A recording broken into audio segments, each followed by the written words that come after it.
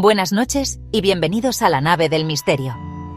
Hoy viajamos a un lugar que todos creen conocer, pero que esconde secretos que desafían nuestra comprensión del pasado. Nos situamos en la meseta de Giza, en Egipto. Allí, junto a las 3 grandes pirámides,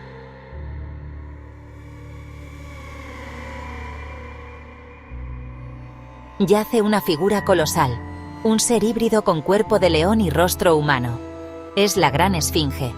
Durante milenios ha vigilado el horizonte, impasible ante el paso de las dinastías, las guerras y las civilizaciones. Su mirada, aunque erosionada por el tiempo, parece contener la sabiduría de eras olvidadas. Es más que una simple estatua. Es un icono, un símbolo de la majestuosidad del antiguo Egipto, y para muchos, la llave a un conocimiento perdido. Su presencia es abrumadora. Tallada directamente en la roca madre de la meseta, esta gigantesca escultura de más de 73 metros de largo y 20 de alto nos observa en silencio. ¿Qué representa? ¿A quién mira con esa expresión serena y enigmática? La egiptología académica, la ciencia oficial que ha estudiado durante más de un siglo, nos ofrece una respuesta clara y concisa. Según la gran mayoría de los expertos, la Gran Esfinge fue construida durante la cuarta dinastía del Imperio Antiguo. Esto la sitúa, aproximadamente, en el año 2500 a.C. La atribución de su autoría recae sobre el faraón Kefren, o Jafra, el mismo monarca que ordenó levantar la segunda pirámide más grande de Giza. Esta teoría se basa en una serie de evidencias. Es la historia que encontrarán en los museos y en los libros de texto. ¿En qué se basan para hacer tal afirmación? La principal evidencia es contextual y circunstancial. La Esfinge se encuentra dentro del complejo funerario de Kefren. Está alineada con su pirámide, está alineada con su templo del valle. Además, existe la llamada Estela del Sueño, erigida mucho después por el faraón Tutmosis IV. Aunque está muy dañada, algunos egiptólogos interpretaron en el pasado que una sílaba en el texto, Yaf, se refería a Jafra o Kefren. Sin embargo, esta interpretación es hoy muy discutida. La prueba más sólida, según ellos, es la similitud facial entre la Esfinge y las estatuas conocidas de Kefren, encontradas en su templo del valle. Otro argumento poderoso es la ausencia total de inscripciones. Es un hecho desconcertante. En el antiguo Egipto, donde todo se registraba, donde los faraones cubrían cada muro con jeroglíficos para glorificar sus hazañas, la Esfinge permanece muda. Pero, ¿y si esa historia tan bien construida tuviera fisuras? ¿Y si la Esfinge fuera un libro antiguo al que un faraón posterior le añadió una nueva portada? Aquí es donde entramos en lo alternativo, teorías que desafían el dogma. A finales del siglo XX, investigadores independientes empezaron a proponer una idea revolucionaria, casi herética para la egiptología, que la Esfinge podría ser mucho, mucho más antigua que Kefren. No siglos, milenios. Una antigüedad anterior a la civilización egipcia. Esta corriente se apoya en la observación directa del monumento, en anomalías que la versión oficial no explica. Una anomalía, la desproporción entre cabeza y cuerpo. Un diagrama que muestra la desproporción, con una silueta de cómo pudo ser una cabeza de león. La cabeza es notablemente pequeña junto al cuerpo leonino. ¿Error de escultores? ¿O la cabeza original fue otra? Quizá la de un león. Un faraón posterior, como Kefren, la reesculpió y redujo el tamaño. Además, la Esfinge mira hacia el este, hacia el punto exacto donde sale el sol en el equinoccio de primavera. Primavera hacia el punto exacto donde sale el sol en el equinoccio de otoño. Otoño, esto ya se sabe. Pero investigadores como Robert Bauval fueron más lejos. Bauval propuso la teoría de la correlación de Orión. Aquí es donde la historia da un giro fascinante. La prueba más contundente y polémica a favor de una mayor antigüedad de la Esfinge no viene de la arqueología, sino de la geología. En la década de 1990, el doctor Robert Schoch, un geólogo y profesor de la Universidad de Boston, viajó a Egipto para examinar el monumento. No le interesaban las inscripciones, ni las dinastías. Su objetivo era leer la historia escrita en la roca, y lo que encontró fue, para muchos, una revelación. Schoch observó que los patrones de erosión en el cuerpo de la Esfinge eran muy diferentes. y también en las paredes del foso que la rodea, muy distintos a los de otros monumentos de Giza, como las pirámides, mientras que las tumbas mostraban erosión por viento, y los templos mostraban erosión por la arena, con líneas horizontales afiladas. El cuerpo de la esfinge, en cambio, presentaba un perfil diferente. Mostraba surcos verticales profundos, perfiles redondeados, fisuras. Según Schoch, eso es el resultado clásico e inconfundible de la erosión por agua, precipitaciones prolongadas. El agua de lluvia, cayendo durante siglos o milenios sobre la piedra caliza y escurriéndose por sus flancos, habría tallado esas formas. El problema es que el clima de Egipto es hiperárido desde hace al menos 5.000 años. No ha llovido lo suficiente en Giza como para causar ese tipo de desgaste. Entonces, ¿de dónde vino toda esa agua? Schoch y otros proponentes de esta teoría, como el escritor John Anthony West, tienen una respuesta. Hay que retroceder en el tiempo, mucho más allá de la época de Kefren, a un periodo en que el norte de África era mucho más húmedo y lluvioso. Los registros paleoclimáticos dicen que ese periodo terminó abruptamente entre el 10.000 y el 5.000 a.C. Para que la esfinge muestre esas marcas de lluvia tan profundas, tendría que haber estado expuesta a esos aguaceros durante milenios. Esto sitúa su construcción original, como mínimo, en el 7.000 o incluso el 10.000 a.C. Esta evidencia geológica es, para muchos, la pistola humeante. La publicación de las conclusiones del Dr. Robert Schoch desató una auténtica tormenta en el mundo de la arqueología. Fue un choque frontal, la geología a la egiptología. Por un lado, un geólogo con credenciales impecables afirmaba que la evidencia física de la piedra apuntaba a una antigüedad de, al menos, 9.000 años. Por otro, toda la comunidad de egiptólogos liderada por figuras de enorme prestigio defendía la cronología establecida de 4.500 años, basada en décadas de investigación arqueológica contextual. El debate fue, y sigue siendo, intenso y a menudo muy agrio. La ortodoxia no iba a ceder su terreno fácilmente. Los egiptólogos tradicionales contraatacaron con varias explicaciones para la erosión observada por Schoch. Uno de los principales detractores fue el doctor Zahi Hawass Hawass, y otros argumentaron que la erosión no fue causada por la lluvia.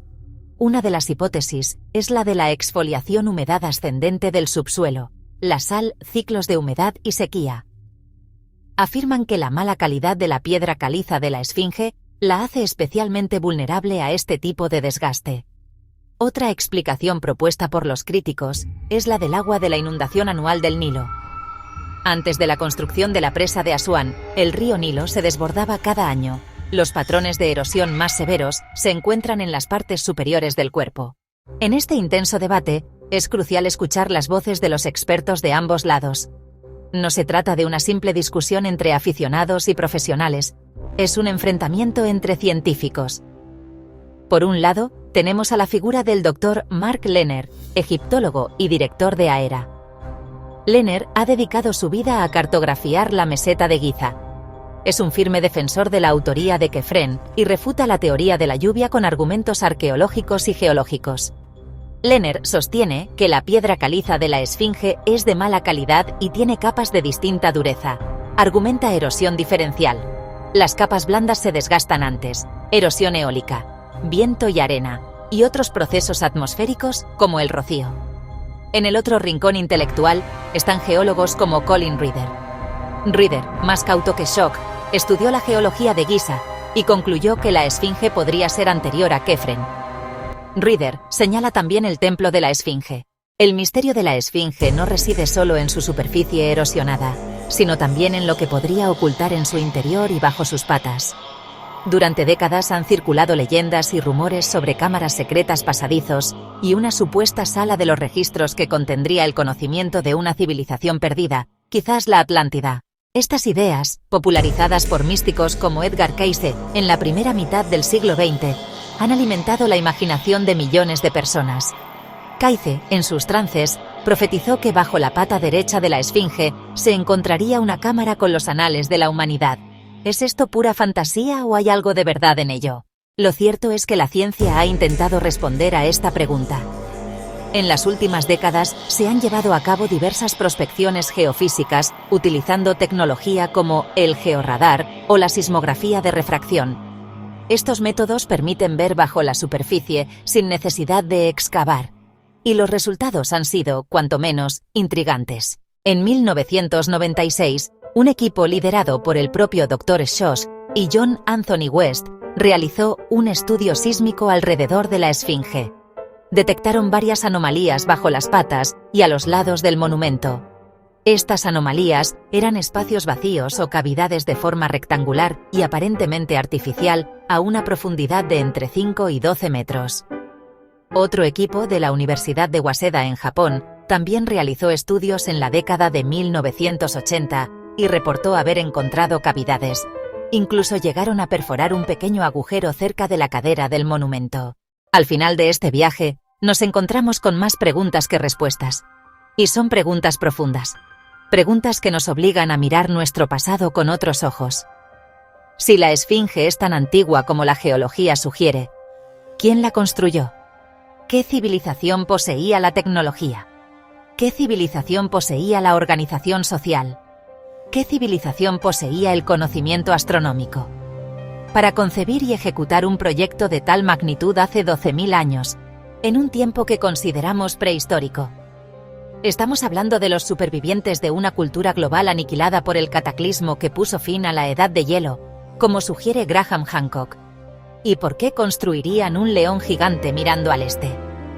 La teoría de la correlación con la constelación de Leo en el 10.500 a.C. es poética y matemáticamente elegante, pero ¿es una simple coincidencia? ¿O es la prueba de que sus constructores tenían conocimiento del movimiento de las estrellas? ¿O de la precesión de los equinoccios? Que creíamos que no se había desarrollado hasta miles de años después con los griegos. ¿Es la Esfinge un gigantesco marcador equinoccial? ¿Un reloj cósmico diseñado para perdurar a través de las eras?